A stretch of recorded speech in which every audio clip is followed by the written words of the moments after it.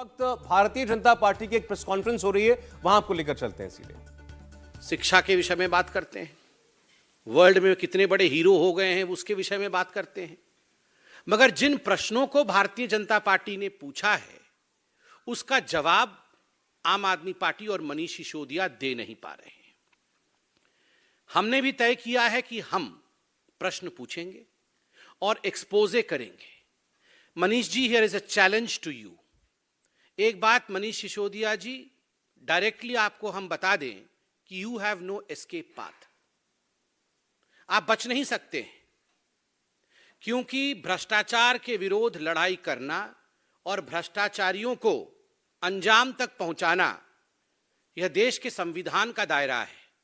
और आपने भ्रष्टाचार किया है, इसका सबूत मौजूद है, जांच हो रही है और किसी प्रकार से भी आपके पास कोई एस्केप रूट नहीं है। इसलिए आप इधर उधर की बात ना करिए, जो प्रश्न हम पूछेंगे उसका जवाब दीजिए। मनीष जी, क्या यह हकीकत नहीं है कि जब दिल्ली एक्साइज पॉलिसी आप लेकर आए थे उससे पहले एक कमेटी गठित की गई थी। कमेटी ने एक रिपोर्ट सबमिट किया था और यह कमेटी में 3 सदस्य थे। The composition of the committee being Shri Ravi Dhawan, जो उस समय तत्कालीन कमिश्नर एक्साइज के थे GNCTD के, और श्री संजीव कुमार डेप्यूटी कमिश्नर, और Shri Anand Tiwari additional commissioner trade and taxes GNCTD। और ये रिपोर्ट सबमिट किया था कमिटी ने। ये रिपोर्ट आज हम लेके आए हैं आपके सामने। जैसे मैंने कहा, हम कोई इधर उधर की बातें नहीं करेंगे। रिपोर्ट में प्रपोजिशन क्या था, इस रिपोर्ट में बहुत अध्ययन करने के बाद ये जो कमिटी एक्सपर्ट्स की बनी थी, इस कमिटी ने क्या प्रस्ताव रखे थे और क्या मनीष सिसोदिया जी आपने उन प्रस्तावों को माने थे या उन प्रस्तावों को आपने दरकिनार किया था, आज सवाल जवाब उसी पे होगा। ये जो कमेटी थी, इस कमेटी ने मोटा मोटी मार्च 2021 के आसपास, मतलब 1 वर्ष पहले रिपोर्ट सबमिट किया।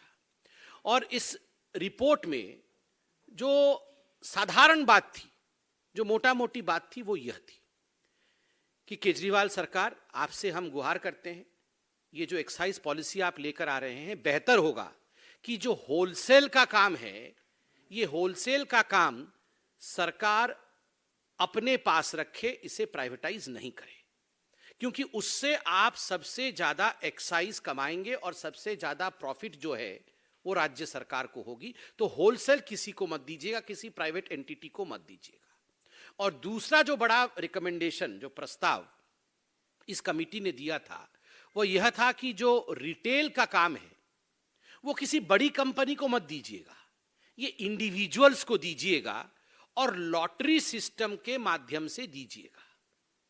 लॉटरी निकालिएगा। एक, अगर आपको किसी जगह 50 लोगों का लॉट करना है तो आप रिक्वेस्ट करिएगा, इनवाइट भेजिएगा, इनविटेशंस आएंगे। 100 लोगों का इनविटेशन आता है, 100 लोगों का प्रस्ताव आता है, लॉटरी निकालिए, उसमें से 50 लोगों को आप दे दीजिए, इंडिविजुअल्स को देना है। तो 2 मुख्य रिकमेंडेशन, होलसेल का काम मनीष जी आप सरकार के पास रखिएगा, प्राइवेट को मत दीजिएगा। और दूसरा, जो रिटेल का काम है वो इंडिविजुअल्स को दीजिएगा, बड़ी कंपनी को नहीं दीजिएगा। मैं उसको अब तकनीकी भाषा में जो लिखा है वो भी पढ़ के सुना देता हूं। 1.1.1 तकनीकी भाषा में कमिटी ने कहा, IMFL trade should be revamped by bringing the entire wholesale operation under the government entity. The model to be followed should be similar to the one as followed in the state of Karnataka, where KSBCL, Karnataka State Beverages Corporation Limited, is fully government-owned wholesale corporation. The committee also strongly recommends that the corporation must function in an extremely asset-light manner, etc., etc. मैं पूरा नहीं पढ़ रहा हूं, मगर जो मुख्य विषय है कि ये होलसेल का काम दूसरे राज्यों में भी, कर्नाटक का उन्होंने उदाहरण दिया कि यह सरकार ने अपने पास रखा है, इसलिए इसको प्राइवेटाइज मत करिएगा, उससे आपको ज्यादा बेनिफिट होगा। It should be under the government entity. Manish ji, प्रश्न नंबर 1, क्या आपने इस रिकमेंडेशन को, जो कमिटी ने रिकमेंडेशन दिया था, उस रिकमेंडेशन को आपने माना? क्या होलसेल का काम आपने सरकार के पास रखा? नहीं रखा। आपने इसे प्राइवेट प्लेयर्स को दिया और उसके कारण बाद में जो हुआ वो हम सब जानते हैं। और बंधुगण, ये जो प्राइवेट प्लेयर्स को दिया मनीष सिसोदिया और अरविंद केजरीवाल ने, ये होलसेल का काम, यह भी बिना टेंडर किए दिया। कोई टेंडर प्रोसेस फॉलो नहीं किया, बस यारों को दे दिया। रेवड़ी बट रही थी, तुम मेरे यार हो, ये ले जाओ।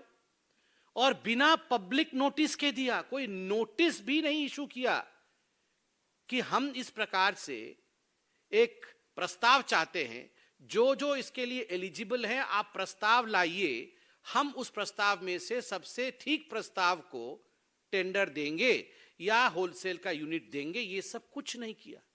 बिना टेंडर के, बिना पब्लिक नोटिस के अपने यारों को होलसेल का काम दे दिया, सरकार के पास नहीं रहा। प्रश्न नंबर 1, क्या सरकार के पास रखा? और रखा नहीं तो रिकमेंडेशन के बावजूद क्यों नहीं रखा? दूसरा, जो दूसरा रिकमेंडेशन था वो रिटेल को लेकर था। जैसे मैंने आपको बताया था, उन्होंने कहा था रिटेल का काम बड़ी बड़ी कंपनियों को नहीं देके इंडिविजुअल्स को देना है और लॉटरी के माध्यम से देना है। इसमें बड़े अच्छे तरीके से उन्होंने समझाया है 1.3.1 में। The focus should be on preventing any monopolistic tendencies in the liquor trade, and therefore not only there should be a regular rotation of licensees, but also the licensees should be granted to only eligible individuals who fulfill a certain criteria, so that there is little scope for proxy ownership or control that is gained through operation of companies and firms with dummy directors or partners. बड़े स्पष्ट रूप से उन्होंने कहा कि अगर आप individuals को देते हैं तो यह फायदा है, इंडिविजुअल्स को नहीं देकर बड़ी कंपनी को देंगे तो क्या नुकसान है, यह भी कमिटी ने कहा। कमिटी ने क्या कहा? The drawbacks of this model, मतलब बड़ी बड़ी कंपनियों को देने से जो ड्रॉबैक है उसको बड़ी कंपनियों के लिए उन्होंने कहा है लाइसेंस टू लिमिटेड एंटिटीज। अगर इंडिविजुअल्स को नहीं देकर लिमिटेड एंटिटीज को देंगे तो नुकसान होगा। The drawbacks of this model are that there is highly prone to cartelisation and market capture by limited number of licensees. Cartelisation हो जाएगा, करप्ट लोगों का ग्रुप बन जाएगा और मार्केट कैप्चर हो जाएगा। इंडिया टीवी हर वक्त हर जगह डाउनलोड करने के लिए सर्च करें India TV news Google play store या ऐप स्टोर पर।